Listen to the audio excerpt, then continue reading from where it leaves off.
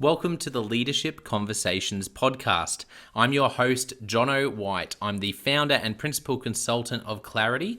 We are an Australian-based consultancy that works with leaders around the world, and our passion is to invest in people to become everything they're meant to be in order to fill the world with healthy organizations that people love to work for and customers line up to buy from. The goal of this podcast is to invest in you and your leadership. If you're just joining us for the first time, then feel free to check out consultclarity.org. That's our website, consultclarity.org. We have so many free resources on there, the most popular being our 7 Questions on Leadership series. We've had more than 1,500 leaders from around the world in all different sectors give their in-depth answers on leadership, what books they love, what they found most challenging, the most meaningful stories, how they structure their time through the day. That's free, so go and check it out. And we'd love to interview you about your leadership. I believe you have advice from your experience, your context, and your life so far that is important and can help other leaders. It's also a great way to give back. It's free to get involved, and you can do so by going to consultclarity.org/7-questions-interest, or just Google consultclarity.org 7 questions interest and fill out the form that pops up. We have a free resource for you on our website. It's called Leadership Survival Guide. It's a 57-page ebook. It has interviews with 10 world-class leaders, and you can go to consultclarity.org. It's right at the top, and get that today.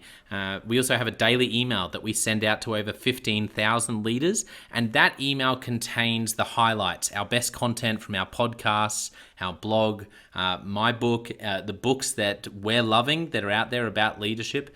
It's also the best way to get access to our masterclasses and workshops before anyone else. And there's also exclusive and limited special options just for subscribers.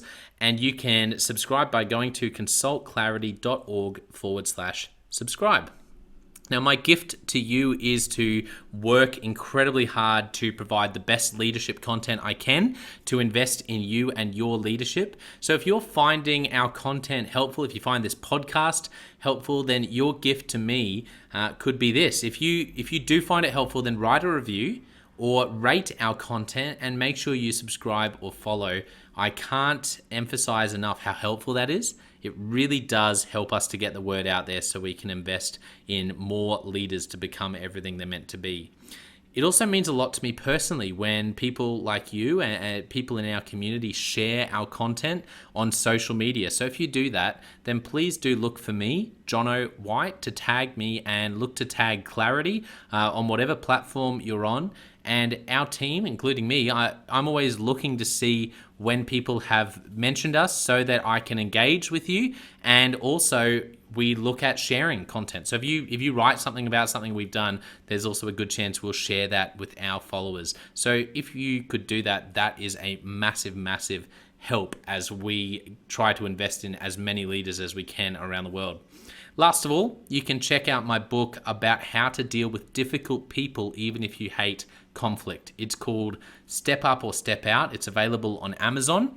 You can just look up Step Up or Step Out Jono White, or you can go to store.consultclarity.org/book and check it out there. I have coached leader after leader after leader, and in more than 50% of the sessions, this topic comes up. How do I deal with this person? I'm finding it really difficult, and I just want to find a way that doesn't blow up to just to have a difficult conversation, to lead them better. How do I do that? There's a 3-step process that I outline in this book that I believe can help you.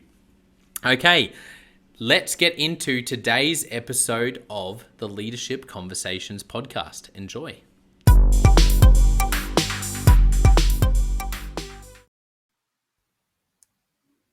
Welcome to another episode of the Leadership Conversations podcast.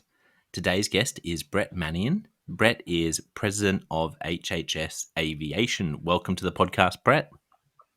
Thank you, Jono. Thanks for having me today. Yeah, thanks for coming on. As we were saying before, I know that all the different leaders I have on are very busy, and so I always appreciate you making the time to have a chat about your story. First of all, tell us about HHS Aviation and what you do. Sure, sure. So HHS Aviation is a wholly owned subsidiary of HHS, and HHS has been around for about 47 years. And we're a privately held company, still held by the founder's family, founding family. And we serve multiple different industries, actually. Some of those industries are healthcare, government services, education, resorts, the newest of which is aviation services. And HHS Aviation, we provide aviation support services to airlines and airports. So, as an example of that, we help airlines improve their interior aircraft appearance and their onboard environment for their passengers by providing them with high quality cleaning services and allowing them to focus on what they do best. Of course, flying the aircraft and providing safe flight for their customers. Yeah, fantastic. Thank you for unpacking that. Let's jump straight into your story. I want to start at the beginning. If you think back to your childhood when you were growing up, what were some of the moments or themes from that season of Brett's life that really shaped you into the person and leader you are today? Well, that's a great question, Jono, and it's something that kind of immediately comes to mind for me. When I was younger, my parents were involved in environmental activism. We lived in an area where there happened to be a large amount of ground pollution, water or groundwater pollution, and things like that. And we grew up. Of course, I grew up in an area where one of the largest employers was a major chemical company, and so with them being involved in that environmental activism, I got to meet a lot of people that believed in really standing up for what was right, regardless of whether it was popular or not. And that really kind of set the standard for me of how I should approach things in life, how I should approach things as an individual, how I should always look for the good and look for the right in things, and make sure that I stand up for those things and stick to what I believe is right, and go at that full force. Yeah, that's great that you had that from a young age. Are there any stories around that theme that come to mind? You think of yourself when you were young and you think, oh, that's right. Yeah, how you approach something or how you saw other family members approach it stands out in your memory. Yeah, yeah. I remember. Of course, my family was very close when I was younger, and so whenever my parents would go to any events or any type of activism events where they were maybe they were protesting, or maybe they were just simply having a meeting to discuss how to improve groundwater quality with the local municipalities and organizations that are the chemical companies that were local. And it was challenging at first, I would say, because as a young child, I didn't necessarily know the full breadth of what was going on, and why things were so important. And in some cases, it was a little uncomfortable. Sometimes the conversations would turn a little contentious, or in some cases, you may be, tagging along as they're protesting a site where pollution is being dumped into a river or something like that. And so it was an adjustment. It was getting past that uncomfortable feeling, and realizing what was happening, and realizing that I wanted to model myself after that type of behavior, and make sure that I carried that with me for the rest of my life. Yeah, absolutely. As you grew older from there, can you remember one of your first leadership opportunities, whether it was when you were at school or whether it was much older, where you think back and you think, yeah, that was probably an early opportunity to lead something that stretched you and challenged you as a young leader?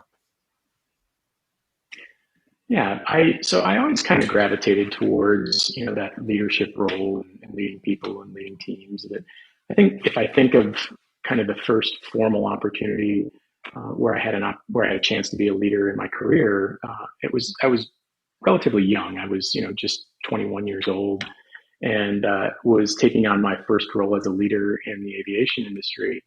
And I remember it being very difficult. I had a team that was much older than I was, and much more experienced. Here I was, a young guy. I thought I knew everything. I was pretty impressed with myself that I had landed this job and was going to be a manager, a leader. And I quickly found that I had a lot more to learn. Right, I knew the technical aspects of the job, but even though I've always enjoyed interacting with people, and learning about people and talking with people, for whatever reason, I maybe didn't have understanding of leadership at that point to realize that that was really what I needed to use as a foundation of leading and interacting with this new team. I kind of gravitated more back to the management side of things, which isn't always what you need when you're moving into a new opportunity to lead a team like that. So I would say that was one of the very early formal opportunities that stands out in my mind, and one that I would say didn't necessarily start off the way I expected it to, but certainly developed and led into what I've been able to kind of develop into today as a leader. Yeah, absolutely. And as you think, as you think back over your career so far, who are some of the mentors along the way who've had the biggest impact on you? I guess becoming the leader you are today. Any, I know there's probably a bunch, but are there any that you can think of specifically, and you can tell us a little bit about?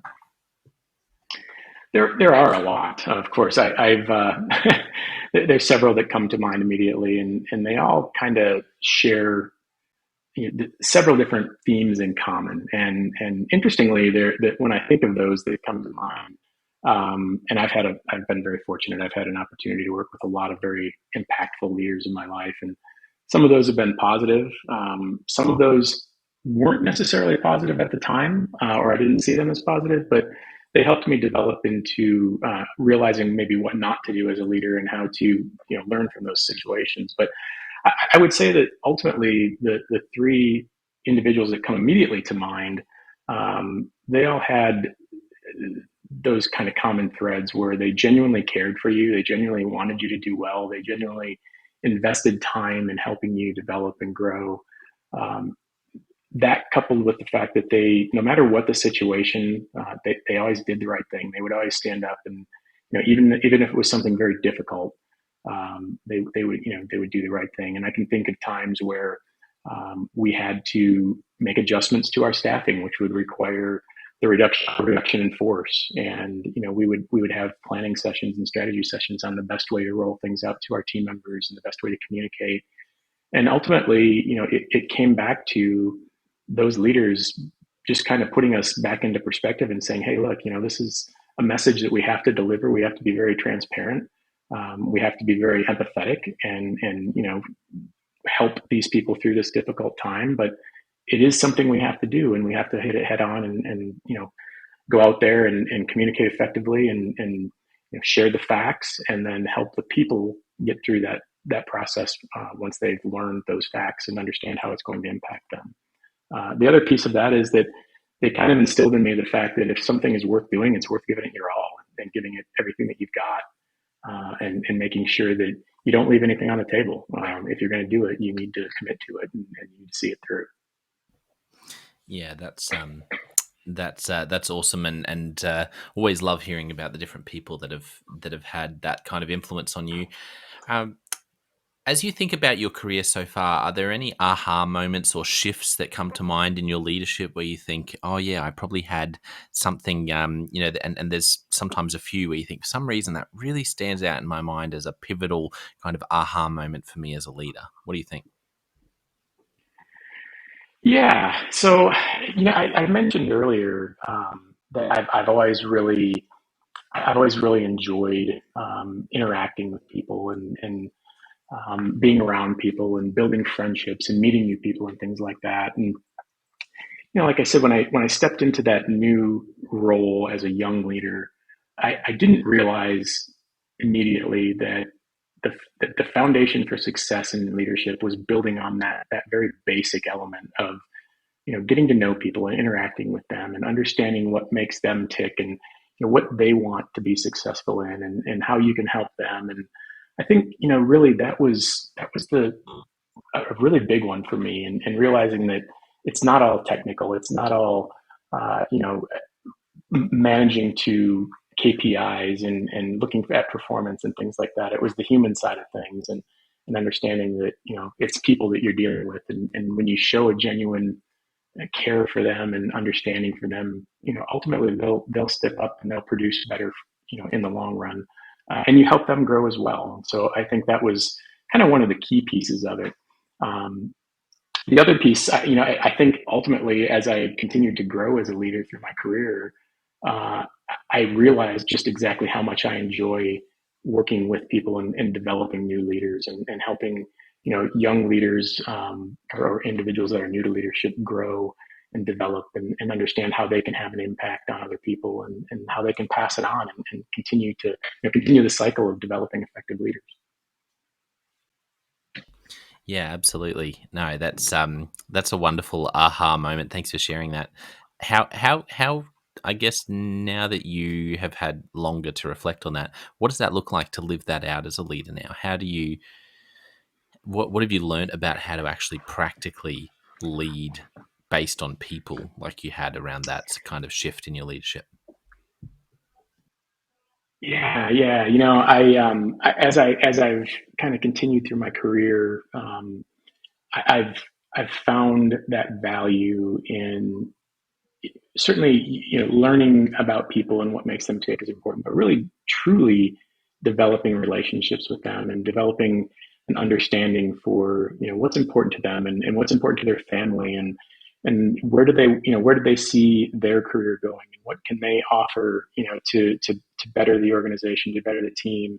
What do they need from you as a support staff and the guidance that they need from you to help them succeed as a leader. And so I think it's really, stepping back and approaching each individual in each situation differently, depending on the individual that you're working with, and not just taking kind of a cookie cutter approach. And that was one thing I think that I think if you spoke with individuals that worked with early on in my career, they would say that I was probably very structured and had kind of a cookie cutter approach to things that maybe I was at times even inflexible.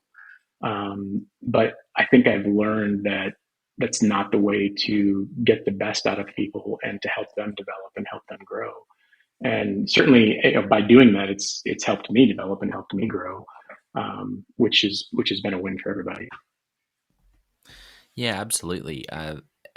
And I think that is one of the biggest challenges around leadership is realizing the importance of investing in people, and but sometimes it's the long option. It's and that's really hard to balance, and that's why I was thinking, how do you find the balance between investing in people but also hitting KPIs, where you're trying to run a successful team and successful organization and at the same time be a people focused leader? I know they kind of go hand in hand, but I've also experienced and seen how they sometimes are at tension.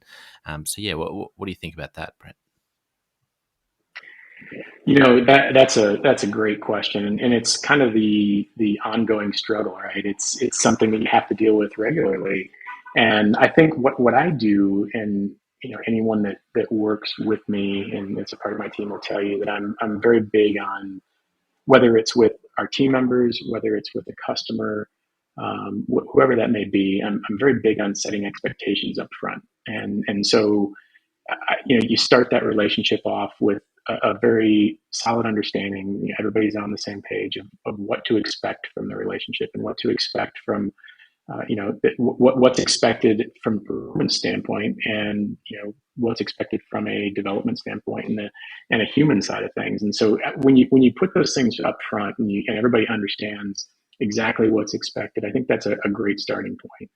I think when as you work past that into the next phases of it, you have to be firm. Certainly, you certainly have to manage towards your ultimate goal and what you're measured by.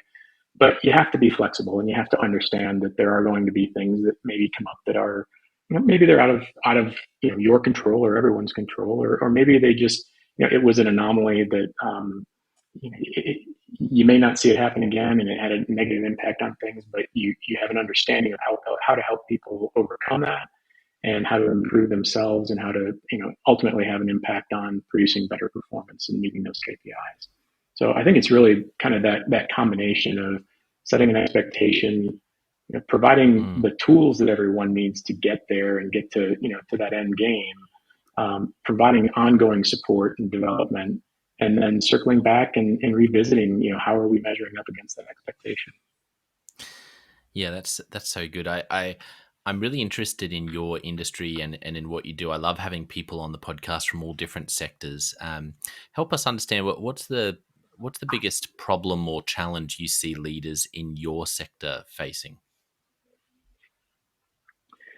Wow. Yeah. So I will say, I think at this moment in time, we probably share the biggest challenge with most other industries right now, and that's really identifying, solid talent and being able to recruit them and bring them into the team, and then being able to retain them. That's tough. It is absolutely a challenge right now, and I think it's certainly not unique to aviation or aviation support. I think it's certainly something that's impacting everybody out there, and it's not something that has a quick answer. It's not something that you can say, "Oh, this is this is what works." It's really kind of an ever evolving process where you look to find talent wherever it may exist, right? The traditional methods don't exist anymore. You can't just hope to put a job posting out on the traditional websites or the traditional industry publications, and hope that you will get a plethora of resumes that come in of talented people that want to work for you. It just doesn't happen anymore. And so you have to be very intentional about trying to seek out talent. And when you're out in your community and you find someone that displays the qualities that you think would be effective on your team, strike up that conversation with them and let them know what you're all about and let them know about your culture and see if they're interested in coming to work for and maybe in some cases a new industry. I found that a lot of the best people that I've been able to recruit weren't ones that were looking for a job. They were ones that I was able to kind of stumble across, working somewhere else in the community and just happened to see what a great job they were doing and performing in their position and striking up a conversation and asking them if they wanted to step into a new career. Yeah, I love that. I think one of the biggest things I've definitely found in this area, chatting with a lot of leaders, is one of the most helpful filters I use when we're chatting about talent. Keeping and finding great talent. When it comes to finding people, I say you should create, whether it's the package and also how you explain the vision of what your team and your organization does, so that people would literally move countries.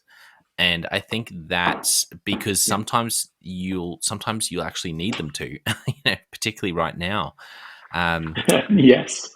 and so, you've got to think way beyond how, okay, what's kind of the benchmark, and you got to throw that out and really think creatively. And that's why I love what you're saying. It's actually not just looking at job seekers, but looking in your network and saying, who is there, even thinking down the line, who are some people that I can invest in or build relationship with or check in with, who I've worked with previously, and see how they're going, in case maybe they are somewhere, but they might be the person for this role that's coming up for us.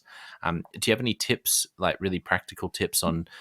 I think so many people listening will be nodding along, going, "Yeah, that's exactly the same in our industry. It's really challenging."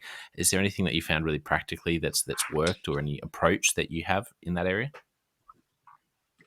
Well, as you were just speaking, you hit on something that's just so key and so important to this process is when you do identify those individuals and you do get them to commit to joining your team. It's so important that you take that opportunity to invest in them because that is now as important in many cases as compensation. People want to grow with an organization. They want to feel like you're investing in them and helping develop them. They want to feel like they're making an impact. And so, once you've got them on the team, that's really just the starting point. You have to take that opportunity to really, show them what your culture is all about and show them that, what your vision is and that you're a caring organization that wants to help develop them.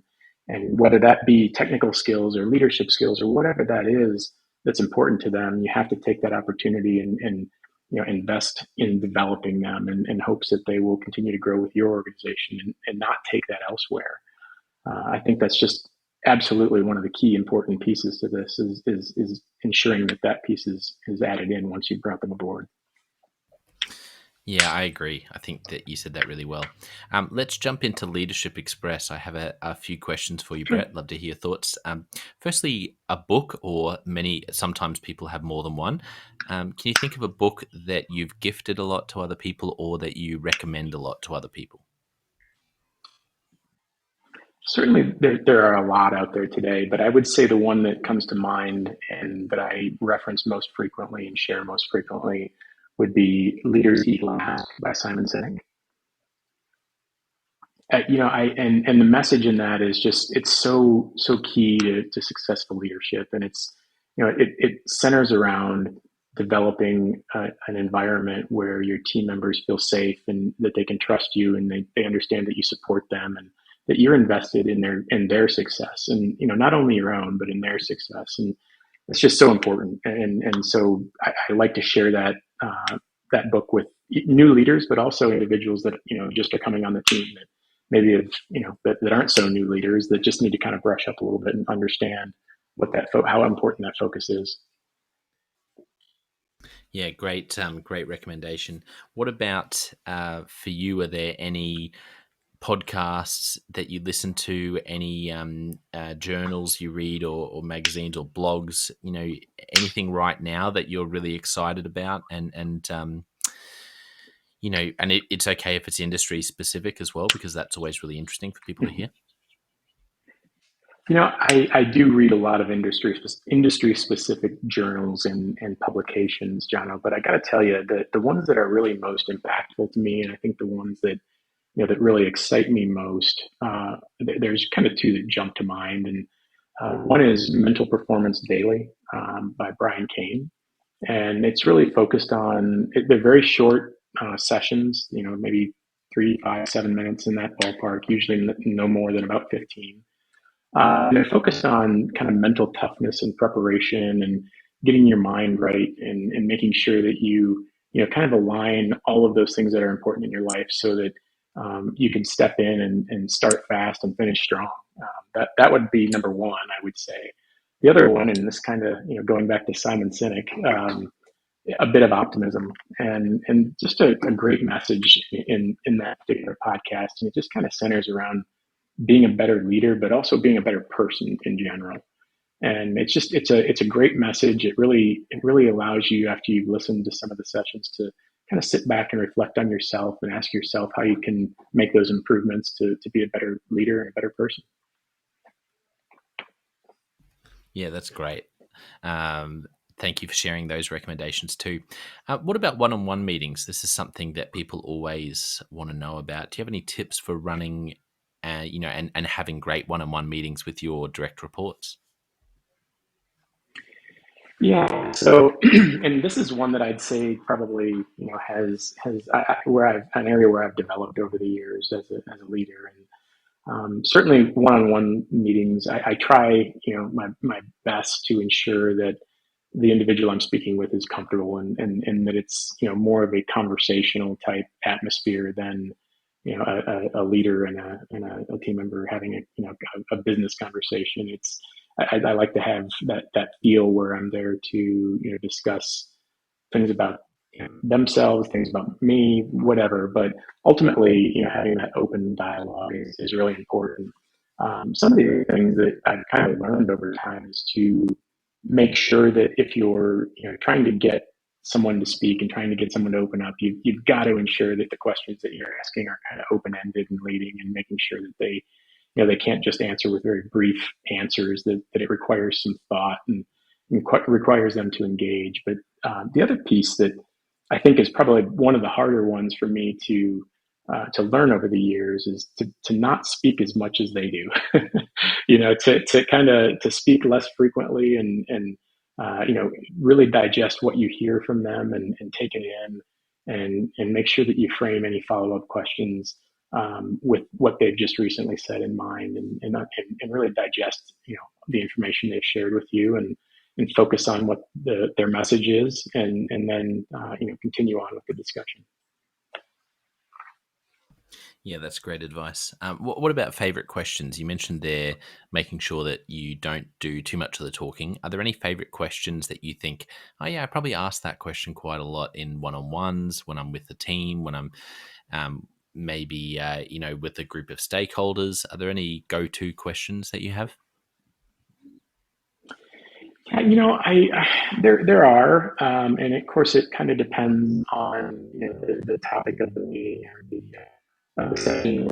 But the one that I like to ask, I think my team would probably would say this is my go-to. But it's very simple, frankly. It's are we doing our best? Are we giving our best? Are we doing our best? Are we doing what we say we will do? Why? What do we need to do to get there? And that really, in most cases, prompts quite a bit of discussion. And of course, it depends on what that first answer is if we're doing our best and if we're doing what we have said we're going to do. The discussion's a little shorter, but if you answer that question honestly and the answer is no, it prompts a lot of follow-on discussion. Yeah, absolutely. No, that's I love that. It's a great question. Last question. This has been so much fun getting to chat around leadership with you. If you could only give one piece of leadership advice to a young leader, what would you say to them? Oh boy, I would say try to learn your role as a leader early and understand that you're there to serve and support your team. Never stop learning. Always look for opportunities to learn, and always look for opportunities to improve yourself and others. And I would try to, I guess, instill just exactly how fulfilling developing others into new leaders or evolving leaders is. It's an incredible feeling, and it's fun to share things that you've learned and to help others try to maybe navigate some of those challenges and develop themselves as a leader. So I think those would probably be the key pieces to any advice that I would give a new leader or a young leader. Yeah, that's great advice. Thank you so much for coming on and chatting about your story and leadership. For those who want to find out more about, about the company and about you, where can people find you online? So the easiest place to find me is probably on LinkedIn, as I think probably it is with everyone nowadays. And of course, it's linkedin.com/in/Brett M Mannion. And to learn more about HHS and HHS Aviation, you can visit our website. Website is www.hhs1.com, and it's the number one. And of course, from there, you can visit the different industries that we serve and see some leadership bios and learn a little more about the company in general and our history. Wonderful. Well, I want to thank our listeners for tuning in. Another great episode. Just wonderful to hear the stories from Brett and also to chat about leadership and finding talent. And don't forget, I also have the John O. White Leadership Podcast and the Leadership Question of the Day podcast. So feel free to check those out if you want to continue to invest in your leadership. But I want to finish today by saying a massive thank you to you, Brett, for being so generous with your time, and it's been a real joy to spend time with you as well. So thank you so much for coming on the podcast. Thank you, Jono. It's been a pleasure, and I hope you have a wonderful day.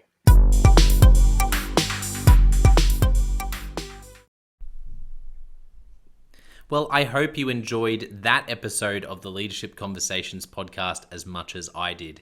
If you're joining us for the first time, don't forget to check out consultclarity.org. That's our website, consultclarity.org. We have so many free resources on there, including our 7 Questions on Leadership series. We've had more than 1,500 leaders from all over the world in all different roles, in different industries, answer these 7 questions on leadership, and leaders give these in-depth answers around how they spend their time, a book that's been significant for them. It's just a gold mine. It's completely free to access, so go to consultclarity.org and look for that.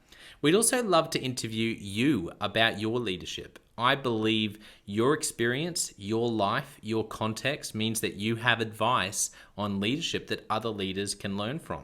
Yes, you, if you're going, not me, well, no, I really believe you would have something to add. So if you're looking for a way to give back, it's completely free to get involved. And we would love to interview you through the 7 questions on leadership. You just go to consultclarity.org/7-questions-interest, or Google consultclarity.org 7 questions interest and fill out the form and get involved. We have a free resource on our website called the Leadership Survival Guide. It's a 57-page ebook, 10 world-class leaders giving their thoughts on leadership, and that's completely free. It's available on our homepage, consultclarity.org, right at the top, so make sure you go and get that and download it today. And we have a free daily email that you can subscribe to. We send this out to over 15,000 leaders from around the world. And it contains the highlights of content from our podcasts, our blogs, our books we're reading. It's got the best content, and it gives you exclusive, limited, early access to our masterclasses, workshops, new products, special offers. It's all for our subscribers. You can go to consultclarity.org/subscribe and join 15,000 other leaders. And you know, my gift to you is to work really hard, particularly through the Leadership Conversations podcast. I have been blown away by the quality of the leaders, and I'm learning as much as anyone in doing these interviews. So I'm having a great time. And my gift to you is to keep lining up the best leaders I can to invest in your leadership. Your gift to me, if you're finding this helpful, there is something that you could do that would help us out massively. And that is to write a review and to leave a rating for our podcast or wherever you're watching or listening to this. I can't tell you how much that helps us out. Also, subscribe or follow. It really does make a difference in helping us to help more leaders become everything they're meant to be. Another thing that means a lot to me personally is when I see our community share our content. So if you do share this or any other piece of content on social media, then thank you, and please do that. And look for me, Jono White, or Clarity, and tag us in your post. Our team is always looking for posts to engage with from our community, and there's also a chance that we'll share your content to go beyond and share it with our followers. Last of all, you can check out my book. It's called Step Up or Step Out: How to Deal with Difficult People Even If You Hate Conflict. I wrote this book because 50% of the coaching sessions I have with leaders, this topic comes up again and again and again. And it's this idea of, how do I have this difficult conversation? How do I lead this person better when I'm finding them difficult? Or in some cases, you look and you say, I think I might be leading a difficult person. They're just quite difficult to lead, or I'm finding them quite difficult to lead. So there's a 3-step process that I unpack in Step Up or Step Out. And the amazing thing, and I've literally done this myself, and I've heard it anecdotally from other leaders as I've coached them, is that if you follow this process, you will see that person step up and change their behavior or make a decision, which is to step out some of the time. 95% of the time, people will step up or step out in just 4 weeks. And I stand by that. It's you have to read the book to understand, but I really do believe in it, and I've experienced it firsthand. It works. So you can go to Amazon, look up Step Up or Step Out Jono White, or store.consultclarity.org/book. Well, thank you so much for listening. We're going to be back with a new episode next time of the Leadership Conversations podcast. And I hope today has helped you to take another step towards becoming the leader you're meant to be. See you next time.